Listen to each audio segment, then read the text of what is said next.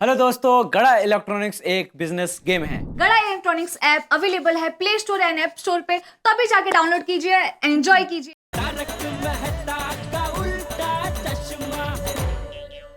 आज टप्पू के पापा फिर से बाहर खाना खाकर आने वाले हैं और अगर ये बात बापूजी को पता चल गई तो बापूजी फिर से गुस्सा करेंगे। माँ ने सही कहा था, आज बहुत बड़ी घटना घटने वाली है। क्या करूं? क्या करूं? हाँ, टप्पू आएगा तो उसको कह दूंगी बापूजी गुस्सा हो तो दिक्कत तू संभाल लेना। हाँ, ये ठीक है।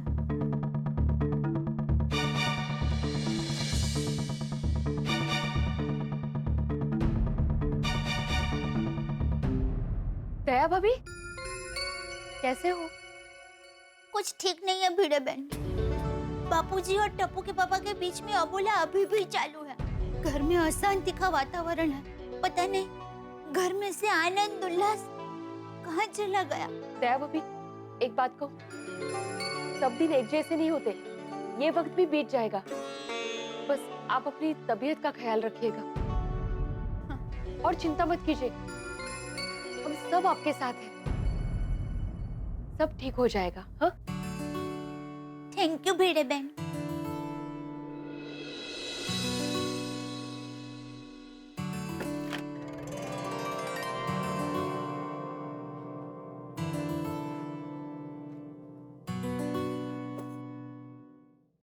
हो क्या बात है माधवी। ए माधवी, वाह माधवी, इस महीने में अचार पापड़ की बिजनेस में 12,000 का प्रॉफिट हुआ है। हूँ क्या, तुम्हें खुशी नहीं हुई? नहीं, खुशी हुई है। तो फिर क्या सोच रही हो? वो जेठा भाई और चाचा जी के बीच अनबन हुई है ना, तो उसके बारे में सोच रही हूँ। भगवान करे उन दोनों के बीच जल्दी सुलह हो जाए। आहो, हाँ? मी काय म्हणते, आप सुलह करवाइए ना। मैं? माधवी, इसमें मैं क्या कर सकता हूँ? ये उनका घर का पर्सनल मामला है, हमें इसमें नहीं पड़ना चाहिए मेरे हिसाब से। हम लोग अंदर आ सकते हैं? आइए, आओ बैठिए बैठिए। नहीं भाई, हम बैठने नहीं आए हैं। क्या वो पोपटलाल, तुम तीनों बहुत सीरियस लग रहे हो। ओ पिड़ू, मैंने एक गल दस, तू कौन है यार? ये कैसा सवाल है? तुम जवाब दो कि हु आर यू, तुम कौन हो? अरे कौन हो मतलब? मैं हूँ, मेरा मतलब मैं इंसान हूँ। अरे भाई, इंसान हम सब है, यहाँ कोई जानवर नहीं है। तू ये बता कि तू हम सबसे अलग कैसे? अलग? हाँ, मैं शिक्षक हूँ। आदराम, तुम टीचर तो हो, लेकिन तुम गोकुलधाम सोसाइटी के एकमेव सेक्रेटरी भी हो। हाँ, वो तो। अच्छा, अब समझ में आ गया। तुम तीनों सोसाइटी की समस्या लेकर यहाँ पे आए हो। अरे लेकिन अय्यर, पोपटला, तुम तो कमिटी मेंबर्स हो, तुम लोग को मालूम है ना कि सोसाइटी की समस्या ऐसे घर में बैठ कर डिस्कस नहीं कर सकते। उसके लिए सोसाइटी की मीटिंग बुलानी पड़ती है। कमाल है पिड़ू, वो सोसाइटी में आग लगी है और उसे बुझाने के लिए हम लोग सोसाइटी की मीटिंग की राह देखें। यहाँ आग लगी है। कहाँ पे? जेठा के घर में। आते? अरे भाई, जेठालाल और चाचा जी के बीच में जो प्रॉब्लम हुआ है उसकी बात कर रहा है ये। हाँ, तशी आग। और इस प्रॉब्लम को सॉल्व करने के लिए गोकुलधाम के सेक्रेटरी होने के नाते तुमको कुछ करना चाहिए। बरोबर है। बगा, मैं भी इनको अभी यही कह रही थी। अरे लेकिन ये उनके घर का पर्सनल मामला है यार, इसमें सोसाइटी का सेक्रेटरी कुछ नहीं कर सकता। क्यों नहीं कर सकता भाई? और जेठा और चाचा जी परेशान है, और जेठा परेशान है तो दया भाभी परेशान है, दया भाभी परेशान है तो पूरा महिला मंडल परेशान है, और दया भाभी परेशान है तो टप्पू परेशान है, टप्पू परेशान है तो टप्पू सेना परेशान है। ये सब परेशान है तो पूरी गोकुल धाम सोसाइटी परेशान है। और इस परेशानी को दूर करना तेरा कोई फर्ज है कि नहीं? वाह सोनी वाह, समझा? आहो, सोसाइटी यानी समाज, और समाज बनता है परिवार से। तो जेठा भाई के परिवार की प्रॉब्लम सोसाइटी की प्रॉब्लम हुई कि नहीं, तो आपको कुछ करना ही पड़ेगा। नहीं, बरोबर है माधवी। मैं आत्माराम तुकाराम भिड़े, गोकुलधाम सोसाइटी का एकमेव सेक्रेटरी जेठालाल और चाचा जी से मिलूंगा और उनके बीच सुलह कराने की कोशिश करूंगा। शाबाश पिड़ू, शाबाश। चलिए हम अभी सभी सोसाइटी मेंबर्स को बुलाते हैं और क्या करना चाहिए उसका डिसीजन लेते हैं। हाँ, अरे भाई, किसी को बुलाने की जरूरत नहीं है, सब नीचे ही खड़े हैं। चलो हाँ तो चलो चलो। आ जाओ, मैं आता हूँ।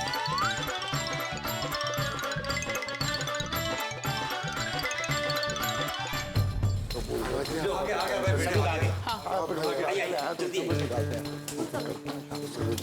भाई आओ जल्दी आओ। भिड़े भाई, हमारी आपसे हम्बल रिक्वेस्ट है कि कुछ भी कीजिए, पर जेठा भाई के घर की प्रॉब्लम सॉल्व करनी ही होगी। जब से उनके घर प्रॉब्लम हुआ है, गोकुल धाम से सारी खुशियां ही गायब हो गई हैं। सही बात है। ना टप्पू की शरारत देखने को मिलती है और ना दया भाभी का गरबा। कई दिनों से दया भाभी तो खुलकर हंसी भी नहीं है। एग्जैक्टली। देखिए ना, हर कोई टेंशन में रहता है कि जेठा भाई और चाचा जी के बीच में कब किस बात के लिए झगड़ा हो जाए। भिड़े भाई प्लीज कुछ कीजिए। हाँ, आप सबकी बात सही है, लेकिन जेठालाल और चाचा जी को समझाना आसान काम नहीं है। मैं एक बार जेठालाल को समझा सकता हूँ, लेकिन चाचा जी को समझाना मतलब शेर की पूंछ उठाकर नीचे से झाड़ू मारने जैसा है। लुकी गिल कर रहा है। वो शेर की पूंछ उठा के उसके नीचे से झाड़ू मारना। वो शेर है शेर। उसके नजदीक भी जाओगे ना तो वो कच्चा चबा के खा जाएगा। अरे सॉरी, मैंने उदाहरण दिया भाई। मतलब चाचा जी से बात भी करने जाओ ना जेठालाल के बारे में तो वो भड़क जाते हैं। तो हमें बोलना है यार। लेकिन भिड़े भाई कोई तो रास्ता निकालना होगा ना। भैया यार, तुझसे एक रिक्वेस्ट है। बोलो। कोई ऐसी रिसर्च करो जिसमें इंसान अपने दिमाग से बुरी यादें जो है ना एक ही बार में डिलीट कर दे। क्या है ना, इंसान सब कुछ भूल जाता है पर दूसरों की गलतियां कभी नहीं भूलता। I wish it was possible. So true. हाँ, हम अच्छी बातें भूल जाते और बुरी बातें हमेशा याद रहती। हाँ, अरे सारे प्रॉब्लम्स इसी वजह से तो होती हैं। अरे अभी वो सब छोड़िए और ये सोचिए कि हमारे इस प्रॉब्लम का सॉल्यूशन कैसे लाएं। इस प्रॉब्लम का सॉल्यूशन। हाँ, ये सही बात है। क्या है ना, दुनिया में हर प्रॉब्लम बात करके सॉल्व कर सकते हैं। हम लोग ऐसा करते हैं, जेठा भाई को सोडा शॉप पे बुलाते हैं और फिर कुछ प्लानिंग करते हैं कि कैसे ये प्रॉब्लम सॉल्व होगी। डिस्कस करने से बड़ा प्रॉब्लम सॉल्व होता है, तो फिर ये क्या है? करेक्ट है, जेठालाल को बुलाते हैं। आज चाहे कुछ भी हो जाए, दोनों के बीच में सुलह करवा के रहेंगे। करेक्ट है पप्पू। मैं जेठालाल को बुलाता हूँ। जेठालाल, ओ जेठालाल। हाँ बोलिए भिड़े भाई। नहीं कुछ नहीं, हम लोग सोडा शॉप पे जा रहे थे इसलिए जेठालाल को बुला रहे हैं। पूरी गोकुल धाम सोसाइटी के लोग सोडा पीने जाने वाले हैं। नहीं, दया भाभी, हम तो यूं ही खड़े हैं, बस थोड़े गप्पे लड़ा रहे हैं। हाँ। ओह अच्छा। क्या भाभी जी, जरा जेठा भरा को भेजो ना। अब टप्पू के पापा अभी तक घर पर नहीं आए। भिड़े मास्टर, जेठा भाई घर पे नहीं है तो चाचा जी को ही सोडा शॉप पे बुलाते हैं, उनसे ही कुछ बात करते हैं। दया भाभी जरा चाचा जी को भेजिए ना सोडा शॉप पे। नहीं, बापूजी भी अभी तक घर पर नहीं आए। क्यों, क्या हुआ? सब ठीक है ना? हाँ, सब ठीक है। वो तो हम ऐसे ही पूछ रहे थे। अच्छा, ठीक। चाचा जी भी नहीं है और जेठालाल भी नहीं है। अभी बात करें तो किसी के साथ करें? लगता है ये प्रॉब्लम इतनी आसानी से सॉल्व नहीं होने वाला है। तो यारो, मैं क्या कहता हूँ, जेठा भरा और चाचा जी को आने दो। आज दोनों को आमने सामने बिठा कर रहेंगे और इस बात का हल निकाल के रहेंगे। और दोनों के बीच में आज ये सुलह करवानी है। करेक्ट। ये रिक्शा, चाचा जी आए होंगे या जेठा भाई?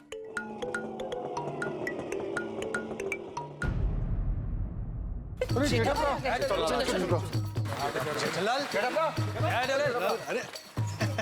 Good evening. Good evening. हाँ गुड मॉर्निंग। जेठा जी शाम को गुड इवनिंग कहते हैं। हाँ सॉरी। क्या बात है जेठालाल, तुम्हारी आवाज हमेशा खनकते हुए सिक्के की तरह कड़क होती है। आज ये पुरानी नोट की तरह ढीली क्यों हो गई है?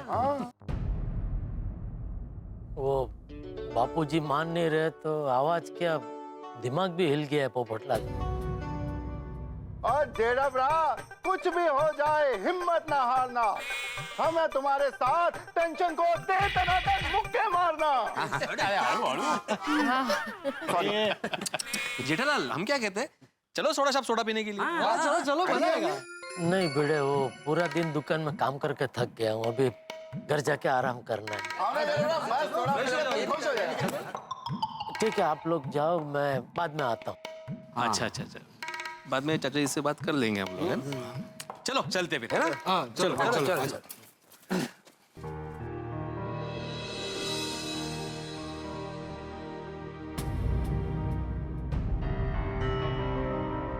जेठा जी,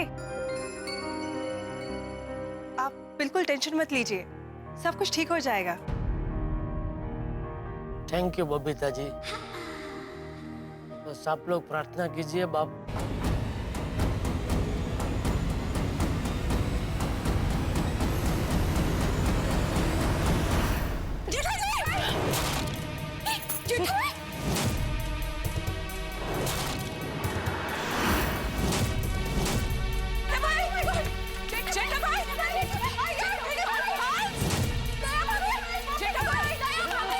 क्या हुआ उधर? हाँ बोलिए। दया भाभी जल्दी से नीचे आइए, जेठा भाई को कुछ हो गया है।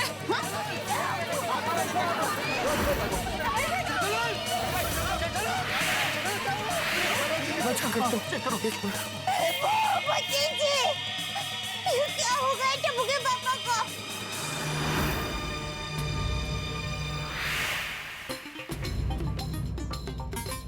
नब्ज तो बिल्कुल बराबर चल रही है। जेठा भाई बेहोश हो गए। अरे ऐसे कैसे बेहोश हो गया अचानक? टप्पू के पापा, अरे टप्पू के पापा क्या हो गया? भाभी आराम ना। टप्पू के पापा घबराइए मत। दया भाभी नब्ज बिल्कुल बराबर चल रही है। जेठा भाई बेहोश हो गए हैं। ऐसे कैसे बेहोश हो गए? एक काम करो, कोई नहीं जूता सुखाओ। अरे भाई अब्दुल बेहोश हो गए हैं, मिर्गी नहीं आई है। और वैसे भी मिर्गी आए तो भी जूता सुंघाना सही इलाज नहीं है। सॉरी हाथी भाई, सॉरी। टप्पू के पापा आप बोलते क्यों नहीं है? बोलिए ना, उठिए ना टप्पू के पापा, कुछ कीजिए। दया भाभी आप बिल्कुल चिंता मत कीजिए, नब्ज बराबर चल रही है। जल्दी से जेठा भाई को मेरे क्लिनिक ले चलते हैं।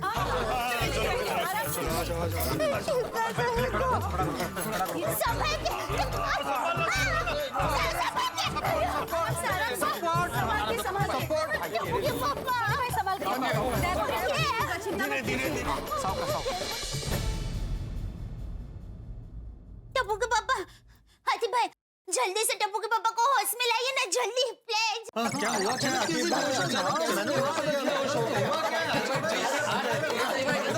आप लोग शांत हो जाइए, शांत हो जाइए। फिर भी मतलब समझ में नहीं आया। ये समझ में नहीं आ रहा है।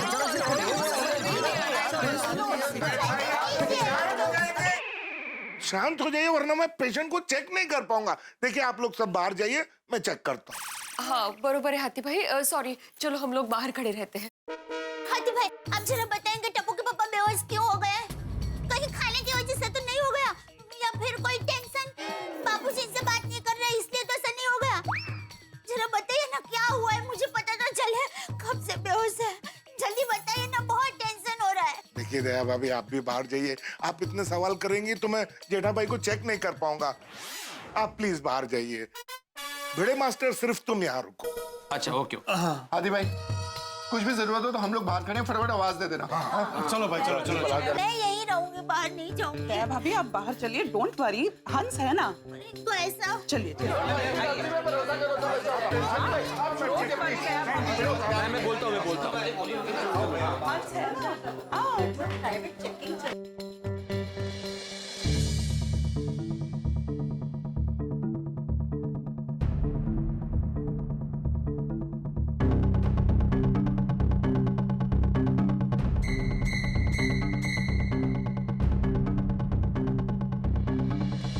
डोंट वरी दया भाभी, हंस जेठा भाई को फटाफट ठीक कर देंगे। दया भाभी चिंता मत कीजिए, सब ठीक हो जाएगा। हाँ मैं तारक को फोन कर देती हूँ।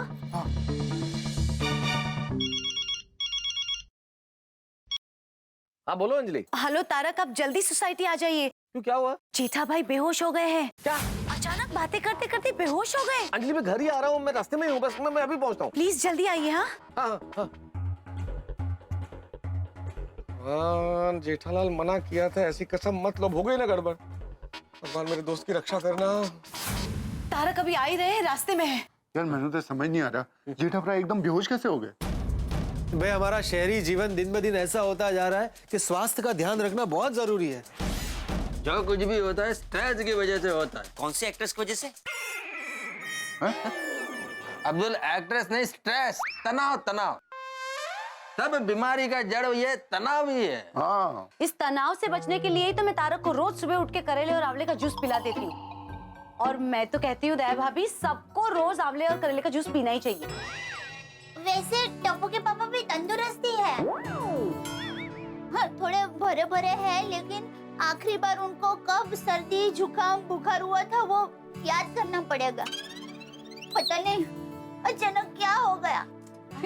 डोंट वरी दया भाभी, हंस है ना, अभी पता लगा लेंगे क्या हुआ है। हाँ दया भाभी जी, तुसी फिक्र ना करो।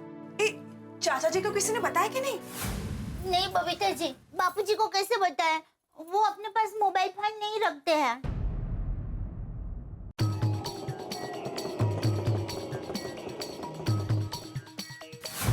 तारा कसम। क्या हो, कैसा जेठालाल? हाथी भाई के क्लिनिक पे हाथी भाई उनका चेकअप कर रहे हैं। चाचा जी आ गए।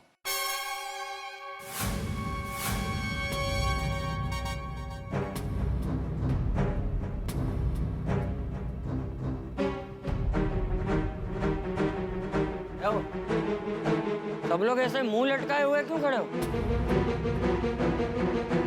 क्या बात है? चाचा जी वो क्या वो? बोल। ये सब पता था, सब पता है, लेकिन जेठालाल ने दोस्ती की कसम दे रखी है तो नहीं बता सकता मैं।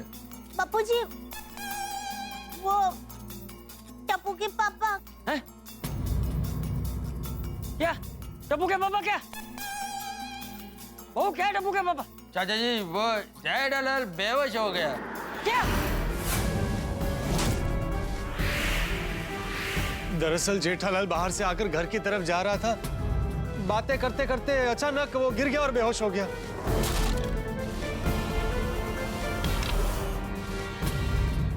अरे हेलो अपने आपको चाचा जी। अरे लेकिन ये सब कैसे हुआ? जेठिया बेहोश कैसे हुआ? क्या हुआ उसे? चाचा जी असल में मुझे पता है कि जेठालाल बेहोश क्यों हुआ है। तुझे पता है? तुझे पता है? अरे तो चुप क्यों है? बोल। तारक बोलिए ना। जेठालाल ने मुझे कसम दी है कि मैं किसी को नहीं बताऊं, इसलिए मैं वो कसम नहीं तोड़ सकता। अरे मैं तू बताता है कि नहीं? तू बताता है कि नहीं? बता। चाचा जी बताता हूँ जेठालाल, मुझे माफ करना, मुझे बताना पड़ेगा, मैं कसम तोड़ रहा हूँ, लेकिन दोस्ती की कसम सिर्फ दोस्ती की खातिर तोड़ रहा हूँ जेठालाल। दरअसल बात यह है कि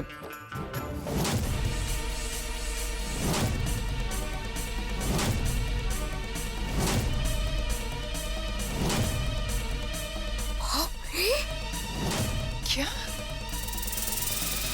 पापा ने अपना कसम खाई।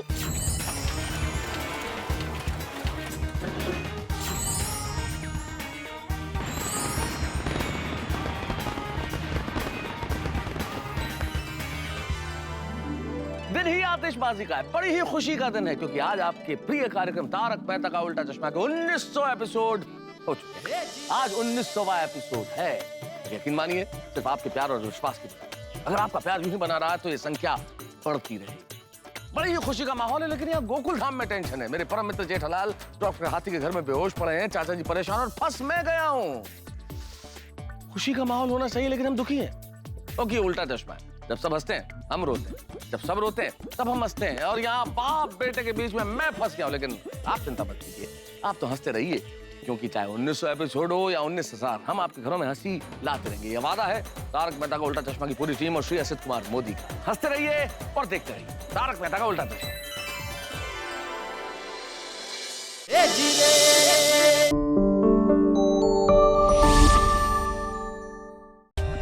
For more updates, subscribe to our channel, click the show links and enjoy watching the videos.